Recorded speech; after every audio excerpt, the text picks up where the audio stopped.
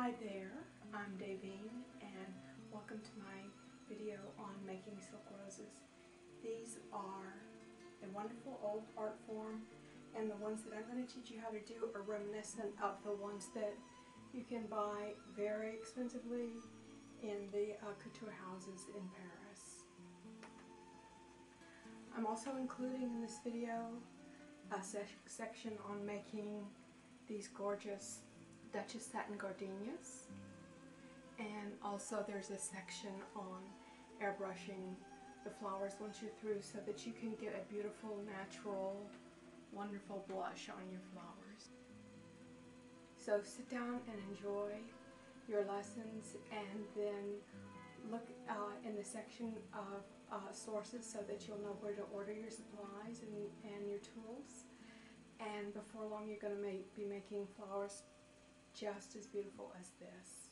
Here's a stash of my silk fabric that I like to work with, and I should stress that I think silk is absolutely the best for doing your flowers.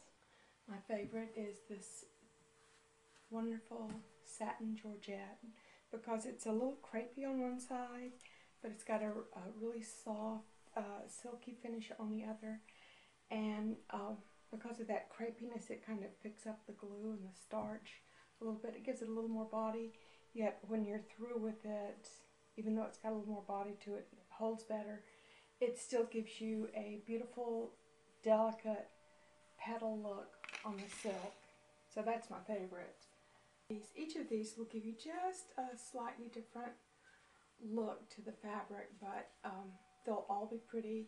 They're the ones that I found the best to work with, and you can get plenty of variety out of those.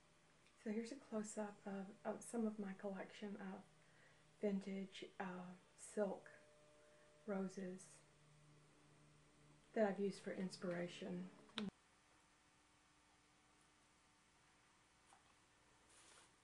So again, I use my arm, I kind of stabilize it with my arm, so that keeps it in position, keeps it from stretching out too. Use that, see how the square comes there? Use that to make your side, undulate the fabric so that you have kind of like a little ruffle the edge.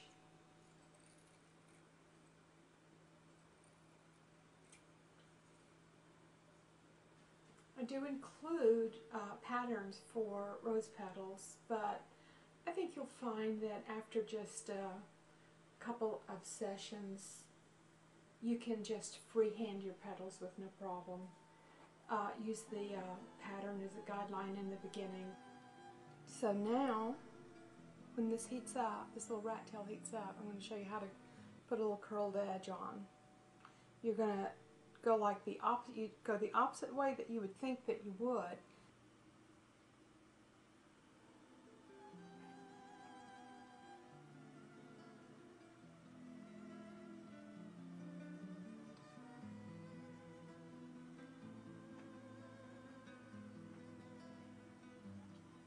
There you go.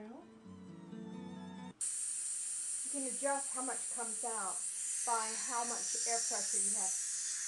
So you do that by, you adjust the air pressure by just turning this little nozzle up here.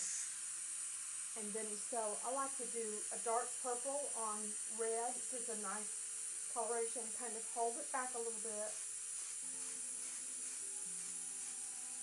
So here's the red rose that I airbrushed. And you can see it's got some nice coloring, subtle coloring in there compared to the solid red. It just gives a little more detail, a little softer look to the rose.